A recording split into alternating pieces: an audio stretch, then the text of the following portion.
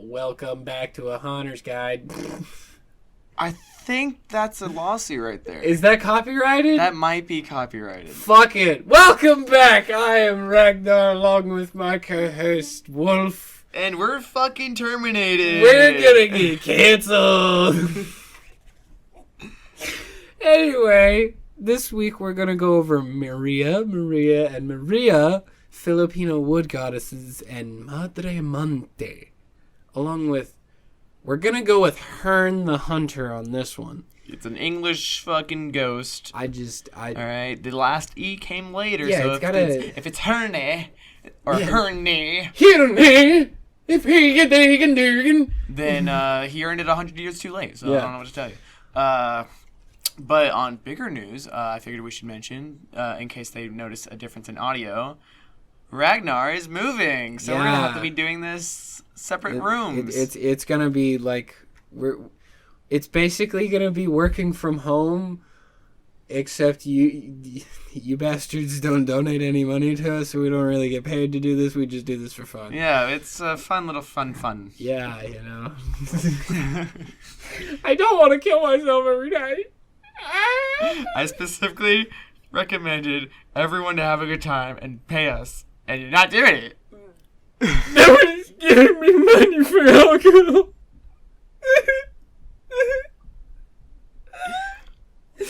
But on a money note, I also kind of got promoted without the pay. Yeah. Less work. It's kind of funny. Yeah. I might be promoted. I still have no idea. You get more work and more pay. I get less work and same pay. Right? Kind of. Yeah. Fuck it. Either way, we're boss people around. Yeah. But on that note, let's get into the fun bit.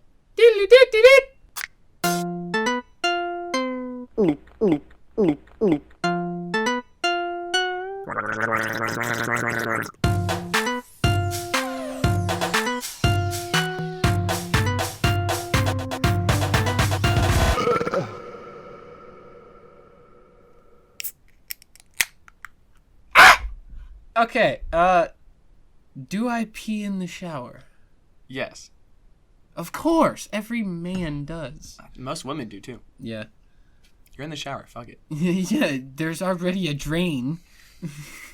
Have I ever practiced kissing on my hand? Not that I've seen, but honestly, I would find it comical. As he moves his hand closer to his face to just like with force tongue it, just. No, I don't think I've ever practiced with my hand. It doesn't seem useful. Why would you practice with your hand? I guess because it's like lips right there. Although, sure, that's very ugly lips. You know what? You have ugly lips, okay? You can't judge other people. You shouldn't be judging my labia, alright? This is fucking body positivity. You can fuck right off. Fuck right on. Alright, what's next? Would I rather have dandruff that I can never get rid of, or chapped lips that I can never get rid of? I want to say the dandruff. Just because you like making out. Yeah, I'd just have to wear like a vacuum sealed just a hat. All the time. A hat. Or I'd just shave my head. I mean, either way, it's going to be flaking. Hat. Yeah. Hat. Damn it. Because I don't think chapstick works on permanently chapped. Chapped lips! Ooh. What do I dislike most about my family? I'm gonna plead the fifth and no contest. It's fair. I actually can't think of the main reason. I'm gonna stay out of that shit. Let's just say that they're the reason I'm not family oriented. There you go. What is something I most look forward to doing when I retire? Retiring. Drinking every day. Vacations permanently. The money that rolls in even without working. You know me so well. Yes. If my life were made into a movie, who would play me? Ooh, okay, that's actually a good one. Who's my twin? Wait, what? Who does everyone think's my Look, but it'd have to be a younger version. Okay, then yeah. It'd have to be a younger version. I don't know then. If we're going with current actors, with a little bit of like facial prosthetics for the facial hair, probably Tom Holland. Give him like a hair wig that's longer. You know, he's gonna be wearing so much fake hair. Yeah, I know, but I mean that's the build. That's all you got, man. Fair. Okay. I'm trying to work with you here. Listen, I get Jack Sparrow a lot. All right. I know, but he's look, he's older now. It never said what time of my life. Okay, yeah, that's he's fair. he premonition. He's playing my future. Dad. Have I ever broken up with someone by text? Yes. Yeah. I think we all have at some point. We all have that ex that you just don't want to face. Yeah, you had to because they were just so... Knife to your throat? Yeah. What sucks is literally yes. Is it the fork one? Tic-tac-toe board. Oh. Yeah. Ooh. Yeah. Have I ever joined the Mile High Club? Have you fucked anybody on a plane? Have not. Only bitch was on the plane with me. Last bitch. Why were you... Wait, the one before this last one? No, last one. Oh! She's the only one that's been on a plane with me, and she's terrified of planes. So... Was she asleep the whole time? No. She wasn't? It's only an hour flight. Oh, okay. So. Was she freaking out the whole time? She was gripping my hand most of it. Oh, Jesus Christ. Have I ever gotten any artificial body enhancements? No, but you do want tattoos, so I'll count that. And piercings. That's not really... That's an enhancement. Is it... According to the ones that love my facial piercings. Okay, I thought that was body modification, not enhancement. When I think enhancement, I think like... If it improves steroids. Your smolder, then it works. Look... Shut up. Go. Have I ever convinced a friend to dump a partner? Yes. Every single one I put my dick into. Ooh. Okay. Wow. All right. Slid that into the locomotion pile. It's really bad how frequent that happens. You think? I think you may be a homewrecker, bro. It's a new trend I'm taking on. It's a new trend. I'm starting a trend. You are such a piece of shit. Several people are living through me now that have been married for years. Look, you're a piece of shit, but I love you. Yeah, if a husband wants to stab me in the throat, I can't even be mad about it. Yeah, you can't even argue with it. I'm just going to sit there like, yeah, I deserve it. Do it. I'm not going to fight you. Forget about it. But, like, for your sake. Yeah. Have I ever stood up someone on a date? Yes? By accident, probably? Once. Twice. Once was on accident. The other one was on purpose. It wasn't worth it. Oh, I skipped the one I didn't want to read. Okay. You did what now? I skipped one, didn't I? Did you? I think so. Okay, do it. Yeah. Would I rather drink 2 liters of piss or 2 liters of sweat? I didn't want to read this. 2 liters of sweat. Yeah, probably the sweat. I'm not having a good time either way. Unless you're boiling the piss, then it's basically just water. Listen, I'm not having a good time either way. No, you're not. You're not. Can it be like... No. Hentai sweat so it looks appealing? No. Because I don't know why that makes it look like... Nope. I don't know. Okay. You fucked. Great. I really did skip the one I didn't want to read. Yeah, you totally did. And then it came back and you're like, why? I was like, wait, why are you still go? Oh, no. Oh, no. Oh, no. Yeah, kill me now. I don't know. I have to check my schedule because I have a 5 o'clock, and then I also have an 8 o'clock and a 9 o'clock. I can probably squeeze you in for like 10:30. I can do 10:30. Okay. It's 10:40 better. It's a fucking 10-minute difference, you bastard. Taking a piss. Why do you have a scheduled piss at 10:30? It's at 10:25. It just sometimes drags. I'm gonna ask the question again. Why do you have a scheduled piss? For 2 liters. To feed to someone else.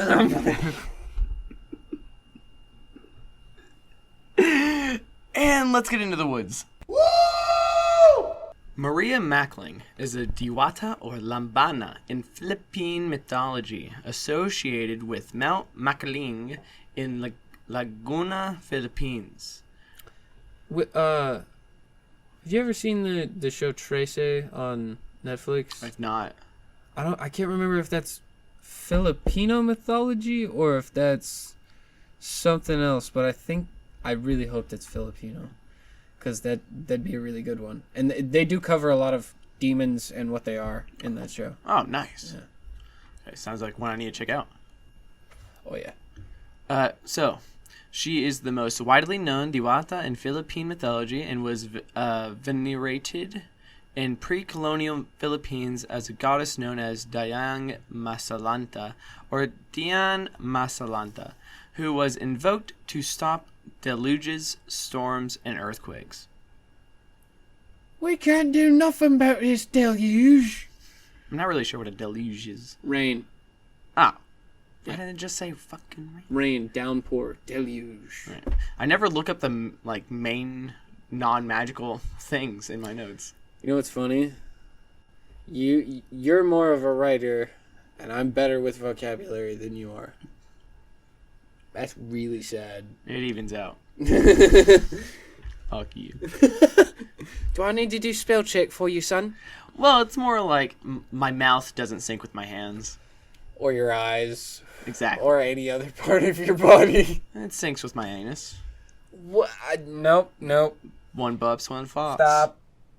Continue.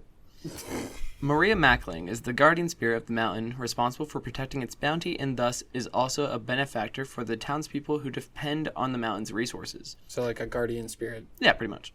Wait, is it like a shrine for her at a central point? Some towns might have a shrine, but I don't think most do. Okay. In addition to being a guardian of the mountain, some legends also identify Laguna de Bay and the fish caught from it as part of her domain.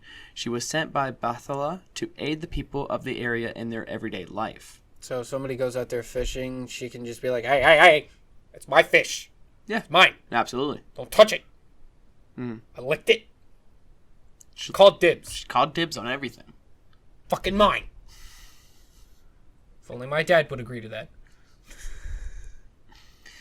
Mount Makiling resembles the profile of a woman said to be Maria herself. This phenomenon is described as true from several different perspectives. So if you look at this mountain from any perspective, you'll see it. Oh, so it's like visible 360. Yeah. That's kind of cool, though. Mm-hmm. I've always wanted to see those, like, the temples that are actually built into the side of the mountains. Yeah. Because however the fuck they built that, that's impressive shit. Oh, absolutely. If you did that, or if, like, an ancestor did that, holy shit, that is one mad fucking skill to have. Oh, it absolutely is. The mountain's various peaks are said to be Maria's face and 2 breasts, respectively, and her hair cascades downwards a gentle slope away from her body. This just reminds me of that Disney short where it was like the mountains? Yeah. From Hawaii? Yeah. Yeah. Is that not the picture you get? Because that's what I'm getting. Except instead of, well, I don't know if she would be laying. I haven't looked at all the photos. I don't know. It might be her, like, standing up. Maybe. If the temple's, like, on the top. she is only on one mountain, so that would... Yeah, and if the temple's, like, visible 360, so... Oh, it's not even a temple. It's the mountain itself that looks like her. Oh. Yeah. All the way around? Supposedly from several angles. Oh, okay. So not just one is the focal point for any. Right. Maria Makiling is a prominent example of the mountain goddess's motif in Philippine mythology. Other prominent examples being Maria Sinukuan of Panganga's Mount Arayat and Maria Cacao on Cebu's Mount Lantoy. Latoya Jackson? Lakeisha. Lakeisha Fonda. Descriptions of Maria Makiling are fairly consistent. She is a breathtakingly beautiful young woman who never ages. Lanuza describes her as having light olive skin, long shining black hair, and twinkling eyes. It is said that the abundance and serenity of the enchanted mountain complements Maria's own persona. Oh, so that's like what the mountain looks like and makes her look like. Exactly. Oh, okay. She is also closely associated with the white mist that often surrounds the mountain. While in just a few stories, either her skin or her hair is white, in most tales it is her radiant clothing which makes people who have seen her think that perhaps they just saw a wisp of cloud through the trees and mistook it for Maria. White mist. Are they sure it wasn't like airborne anthrax? You know? I mean, that's what it sounds like. Or airborne polio. It's actually one guy just fucking missing with, like, blowing cocaine. Or it's just some dickhead who went back in time and just decided to vape god the entire area. Dumbass would be the one. Yeah. Makiling is often described as living in a humble hut. In some stories, this hut is situated in the village among the people where Maria Makiling lived before she fled to the mountains after having been offended for some reason. In other stories, the hut is up in the mountain and can only be found if one is allowed by Maria to find it. I'm just imagining this lady going, "Triggered!" and then turning around and walking up the fucking mountain. Maybe. Possibly. Oh, sorry. That just sounds like a hilarious moment that I wish I could have witnessed. Yeah, kind of. Now I want to see it. Right. One superstition is that every so often men would disappear into the forest of the mountain. It is said that Makiling has fallen in love with that particular man and has taken him to her house to be her husband, to spend his days in matrimonial bliss. So she just kidnaps these fuckers? For fucking. Okay. Well, my advice is don't fuck in the forest. Fuck at home. In a bed or a hotel. Walk through the forest with condoms. Right. Don't get kidnapped. If you do, piss yourself. Remember, no means no. And yes means more. Another superstition says that one can go into the forest and pick and eat any fruit one might like, but never carry any of them home. In doing so, one runs the risk of angering Maria Makiling. One would get lost and be beset by insect stings and thorn pricks. The only solution is to throw away the fruit and then to reverse one's clothing as evidence to Maria that one is no longer carrying any of her fruit. So you just gotta turn everything inside out? Inside out, turn it around. Pretty much just be uncomfortable in your own clothes. What the fuck? No! Fuck you, bitch! Just pretty much she wants to get flashed at some point. Just you taking off everything. Look, to prove I'll flash her, but out. I ain't like turning my shirt around. She just wants fucking to putting it on she backwards. Wants proof there's nothing I in your johns. don't give a fuck. She can do a pat down. She can get me something on. Perhaps the most common story is that of Maria turning ginger into gold to help one village or the other. In these stories, Maria is said to live in a place known to the villagers and interacts with them regularly. The villagers in question is often either a mother seeking a cure for her ill child or a husband seeking a cure for his wife. You're shit out of luck! The wise Maria recognizes the symptoms as signs of not of disease, but of hunger brought about by extreme poverty. You sure about that? She's sure about that. If she's sure about it, we need to get a double check, fact check, okay? Let's get a real doctor. Look, we need a specialist. She gives the villager some ginger, which by the time the villager gets home has magically turned to gold in versions where the villager is going home to his wife. He unwisely throws some of the ginger away because it has become too heavy to carry. What? Wait, whoa. Hold up. You threw it away, pure gold, because it was too heavy. Yes. I would fucking nut punch that man instantly and just give him a look of you're an idiot. Oh, yeah. And then let him sleep out in the barn. Just like, bro, you couldn't make it home? Really? Take your time. Take your time. It's gold. Take your time. Take all the time you need, as long as you bring it home. Because if not, I'm going to hunt your ass down and I'm going to get it myself. I'm going to get that gold. I'm going to get that shit. Oh, you bet your ass I'm going to get that shit. What you mean ginger was heavy? Did you look in your hand? Bitch, that was gold. Dumb schmuck. In some versions, the villagers love her all the more for her act of kindness. In most, however, greedy villagers break into Maria's garden to see if her other plants were really gold. Distressed by the villagers' greed, Maria runs away up the mountain, her pristine white clothing soon becoming indistinguishable from the white clouds that play amongst the trees on the upper parts of the mountains. Mount Makiling still abounds with superstitions and stories concealing Makiling. When people get lost on the mountain, the disappearances are still attributed to the Dewata or to the spirits who follow her. Seriously? Oh, yeah. I wonder if they actually put that in the police reports. Because if they do, that's fucking sad. Kind of, look it up. A common story is that of a group of hikers who leave their camp dirty with human waste and empty cans and bottles. Searching for water, the hikers find themselves befuddled coming back to the same place over and over again. Only after they clean their camp did they manage to find water.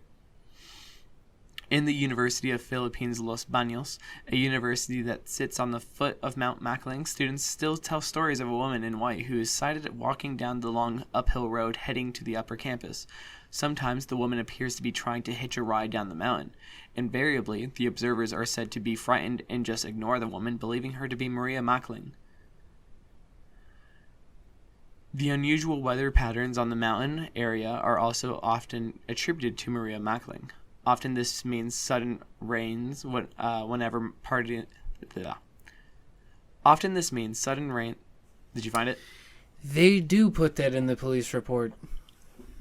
That's great. Often this means sudden rains whenever particularly noisy events are held in the areas near the mountain. Locals say that the Dewata does not approve of the event. Acclaimed stage and screen actor and director Ben Cervantes relates a reverse version of this legend. During the launching program for the UP Alumni Associates Maria Makiling Foundation, an advocacy group formed for the protection and conservation of Mount Makiling. During our launch, we had a hair-raising experience when the remarkable Dulce reached the climax of her song of praise to nature. She raised her arms as though in veneration of Maria Makiling. As if on cue, golden leaves from surrounding trees showered the audience like petals from the heavens. The astounded crowd gasped and awed in unison. Los Baños, Dr. Portia Lapitan whispered to me, "The Dewata approves." What the okay. Yeah, that's something. Yeah, I guess, but I wouldn't think of, hearing that at the fucking concert while I'm on stage by some dude who's just standing in the background. That is not what I want.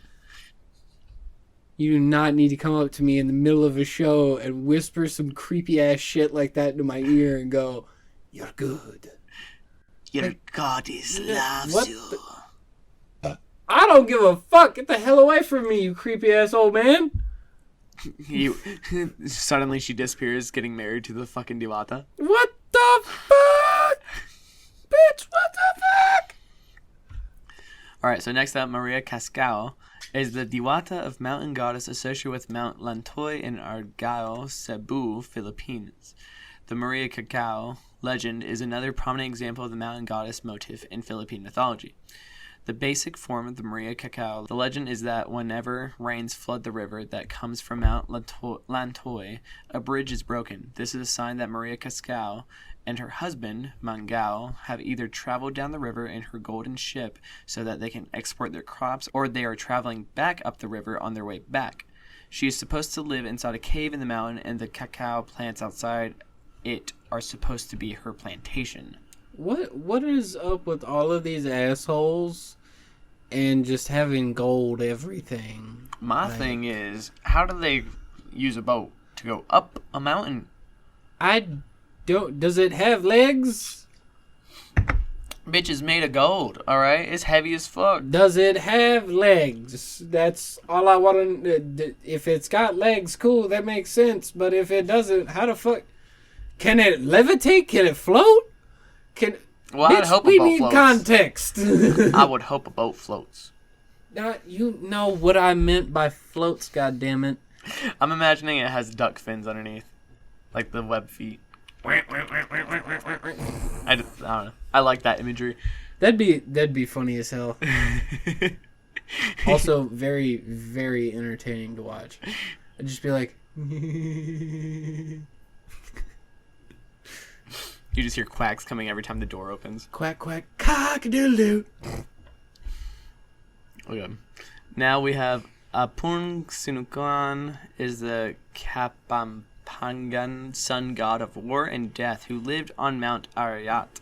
During the colonial period, the Spanish rebranded him into Maria Sinukuan, the Duwata or mountain goddess, associated with Mount Arayat in Pampanga, Philippines, and later became yet another prominent example of the mountain goddess motif in Philippines mythology. Jesus Christ. Why did they keep changing it? Just keep it one thing, you simple bastards. Prior to Spanish colonization, Sinukuan was known as a powerful male Kapampangan god named Aring Sinukuan, who was on par with the Kapampangan god of Pinatubo, Apung Maliari. That was a sentence. Was it? Because that just sounded like a bunch of blah, blah, blah, blah, blah, blah, to me. The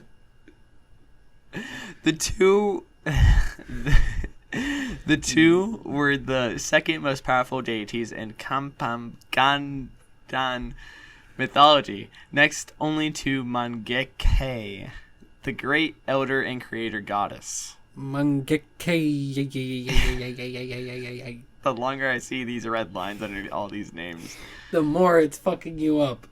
Aring Sinukuan was the sun god of war and death, taught the early inhabitants the industry of metallurgy, woodcutting. Metallurgy?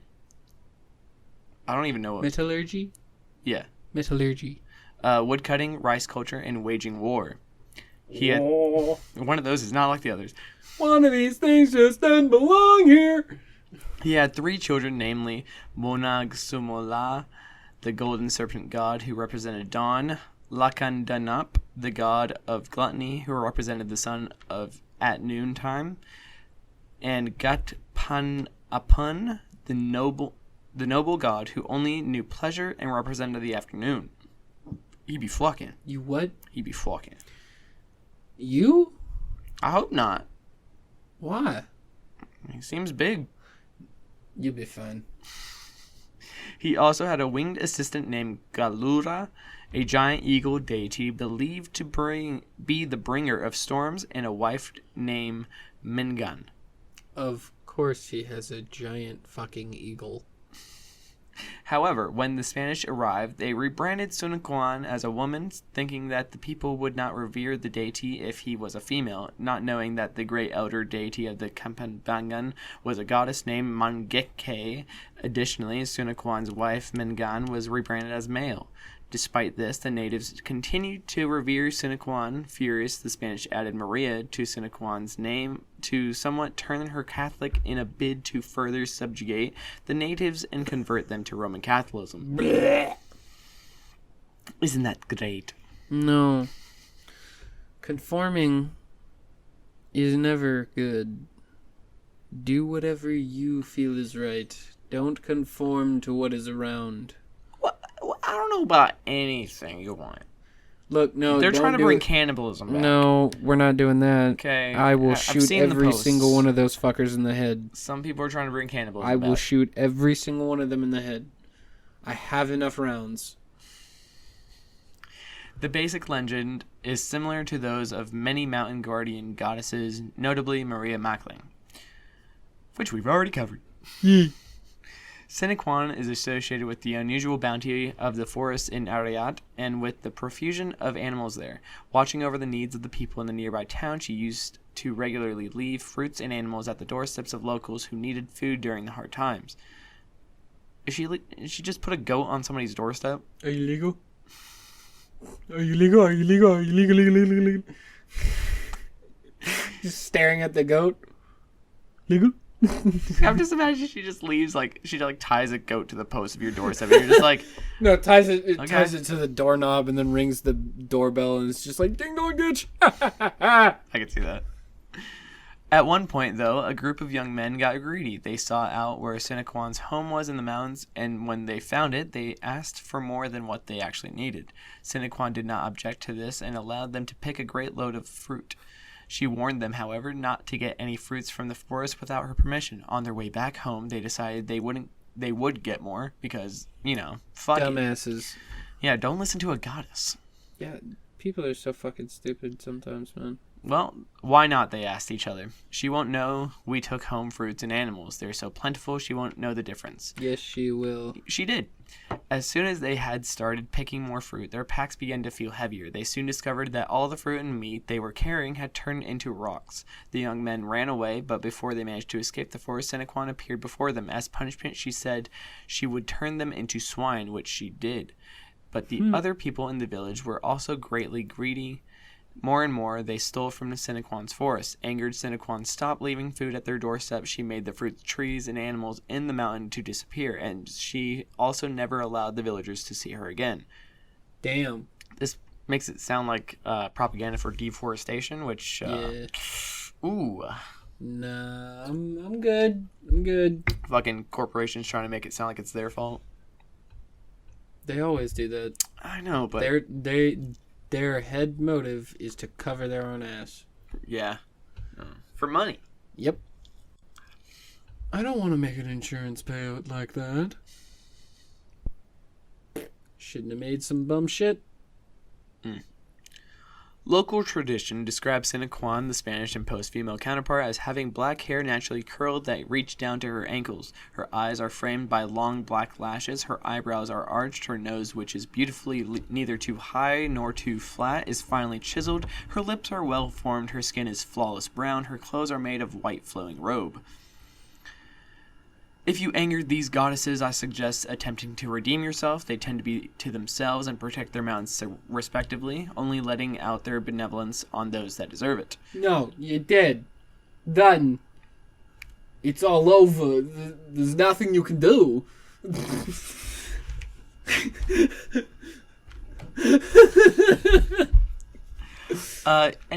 You have any tips? Because honestly... I have never dealt with anything Filipino before. My only suggestion is if they're after you, you fucked up. Run away. Come on. You're fucking with some goddesses here who are actually very fucking nice. If you piss them off, it's kind of on you. You should have read the fine print before you picked a fight. I feel like that voice is fucking copyrighted. No! That's just Christopher Walken. Exactly. That's not copyrighted. That's just his fucking voice. He can't copyright his own fucking voice. You sure about that? Hopefully.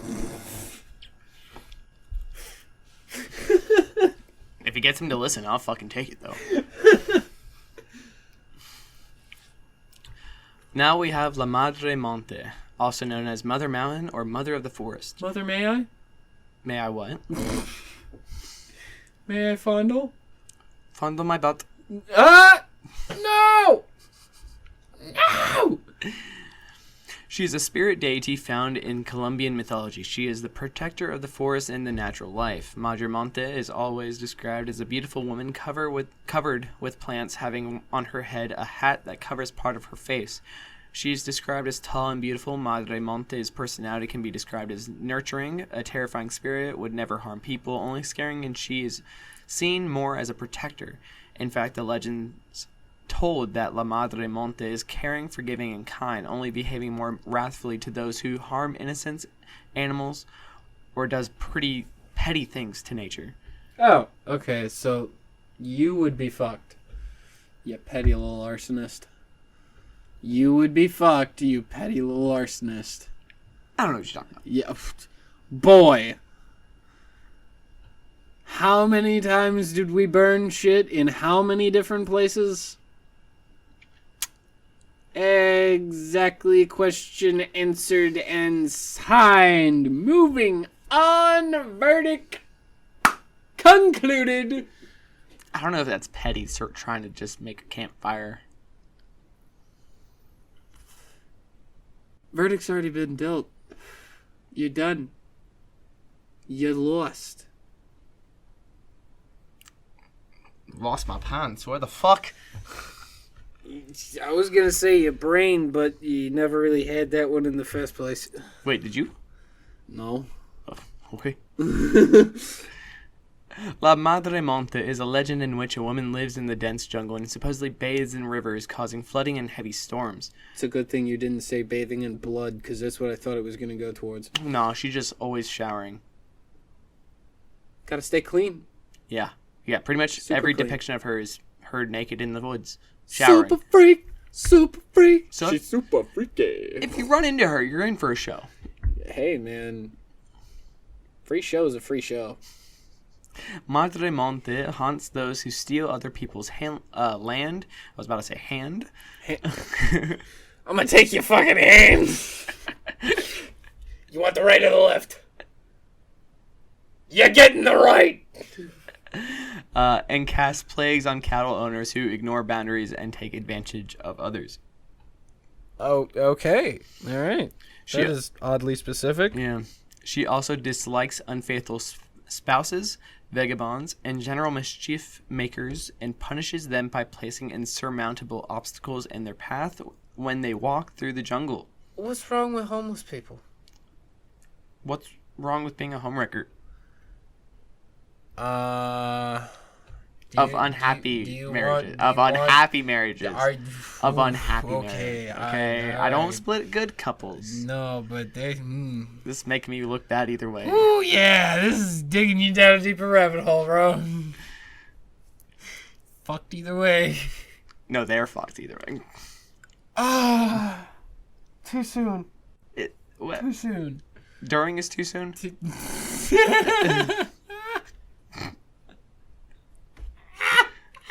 Because I'll make the joke before. Oh my god. Jet fuel doesn't melt steel beams. Shut the fuck up and continue.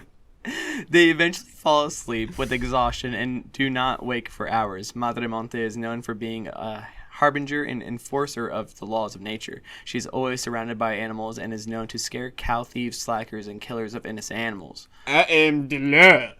But not a murderer. I'ma fuck you up.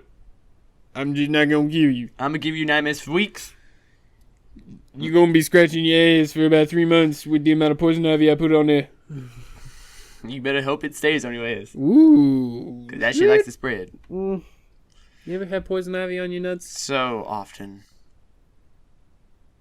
What? wait. Hold up. How many times have you had poison ivy on your nuts? Probably like 3 times. Oh my god! You'd think you'd learn after the first! Christ. Oh, okay. They're always years apart, alright? That's what you said about you shitting yourself, and then I found out that was a lie too. I never said that it was a lie years apart. too. I never said it was years apart. I said I haven't done it in a while. Couple months. And then you fucking jinxed it. I found it hilarious every time I get a text from you like I did it again. Oh, fucking, no. The fucking message I sent fucking last week, I think, or the week before. Another one. And you just fucking laughed, and then I sent the screenshot, and you were like, no. No. It's not a good idea. Not a good idea. By the way, context is another home wrecking. Literally another one. Literally another one. It would have been 5 in a row. All unhappy. All right? None of them are good relationships. They needed to break up. Wait, did you bang that other one? No. Continue. Herne the Hunter, or Herne, was a great English ghost who haunts the Berkshire woods and countryside. Rattling chains and tormenting animals, he was marked by the antlers upon his head and his mighty steed. So that's why it sounds like you sound like you're taking a breath every time you say his name. Herne. Herne's first recorded appearance was in William Shakespeare's The Merry Wives of Windsor, though his historical origins remain open to speculation. So this could all just be from William Shakespeare's head. It very much could be. Okay. Herne was a specter that haunted Windsor Forest of Berkshire, now called Windsor Great Park. He haunted a particularly tall tree called Herne's Oak and terrorized the wildlife that inhabited the wood. What the fuck was with the bosses? He was known by the rattling of chains and the ghostly moans that preceded him, as well as the giant antlers upon his head. That just sounds like the Ghost of Christmas Future. Kind of, yeah. Several interpretations have depicted Herne wearing a deerskin hood upon which the antlers sat. In his original Shakespearean appearance, however, Herne's antlers sprouted directly from his fucking head. It came out his fucking head, mate. His fucking head. Herne's ghostly powers revolved around the decay of the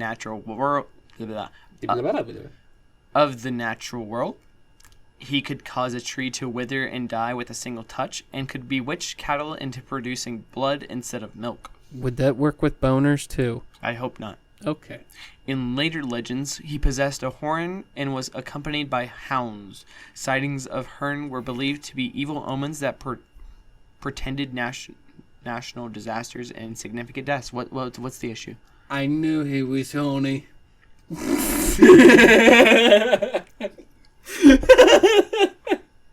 Don't talk about my father that way.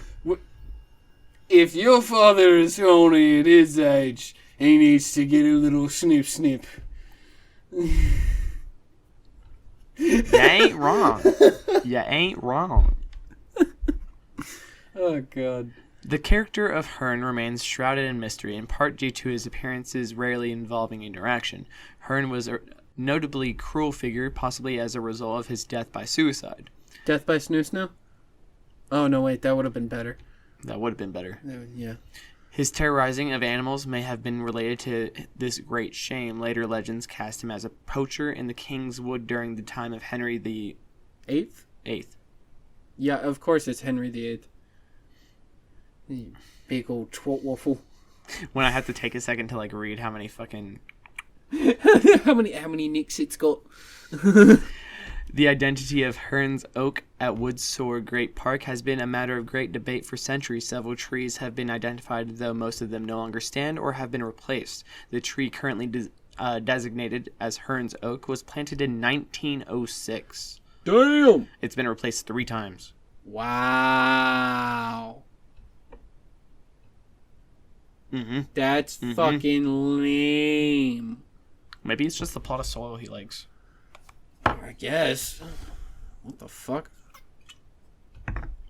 Herne made his first recorded appearance in William Shakespeare's 1597 play The Merry Wives of Windsor, where he served as a cautionary tale told to keep young children away from the Windsor woods. Shakespeare's Herne terrorized animals and people alike. Unlike later depictions of the character, this version did not ride a horse and elected instead to haunt a single tree. I can just imagine people going through this forest and the ghost popping out of this tree and going, tally-ho! I'm actually imagining more of one of those tree huggers that chain themselves to the tree and they're just like, get away from my tree! You ain't taking this one. This is my tree. No, yeah, that's a fair one too. In some versions of the story, he appeared as Horny. Horny. Yeah. Yeah, horny. Yeah.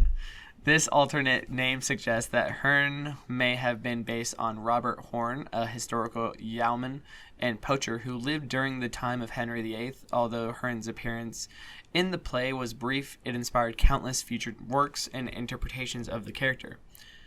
While it is possible to know exactly what Herne might have been prior to his appearance in Shakespeare, scholars have nevertheless attempted to decipher his connotation to the larger Celtic and Germanic mythos. Alrighty then. Herne's horned appearance and connections to animals were qualities not unlike those of Cernunnos, a mysterious Gaulish deity of wild places. Gaulish? I got nothing on that. That may have had a following in Berkshire prior to the arrival of the Christianity. Like Herne's Cernunnos had horns protruding from his head. Unlike Herne, Cernunnos defended nature at all costs instead of, Oh, yeah, Sinunus. He was guardian of the forest. He was a satyr. Oh, that makes more sense. Yeah. Okay. Oh, thank God. Yeah. A theory favored by Jacob Grimm claimed that Herne was related to Odin, the Norse god of the dead. Among the Germanic tribes that made their way to England, Odin was known as Wotan and led the wild hunt in collecting the souls of the dead for his army. Wotan bore the title of Herion, meaning head of the hunt. Unlike the Norse Odin, Herne and Wotan both bore horns on their heads. Yeah, but Woden and Odin technically are two different people. And because that said Odin, god of the dead. Yeah. That's wrong. Yeah. He's not god of the dead. Herne's popularity in the Victorian period ran parallel to the rise of the horned demon god Bahamut among occultists. Like other horned deities, Herne is a popular figure among folk revivalists and neo-pagan movements, particularly those based in England. There are plenty of sightings of every forest deity we have mentioned here, but all in passing, obviously. Yeah. Have you encountered any of these beings, or have more to add on any of them? Well, I mean, we've covered Odin and several versions of him. Yeah, this is supposed to be not our Odin, but the other Woden. Yeah. I mean, I've got nothing when it comes to the Filipino ones. Figures. Or Madre Monte. I have no idea about that one, but like. Have you even heard of Herne? Herne, I mean, I've heard of the Hjarne, the head of the Wild Hunt, yeah, but... We haven't covered the Wild Hunt yet. I haven't heard of Herne, so... I got nothing. That must be, like, maybe Welsh? Or Southern Scotland, maybe Northern Ireland kind of mythology. It seems more the likely spot. I still need to do more digging into that shit because there's so much I don't know. Fair enough. I mean, there's so much out there. Yeah, it's just it's a lot with that kind of mythology to cover.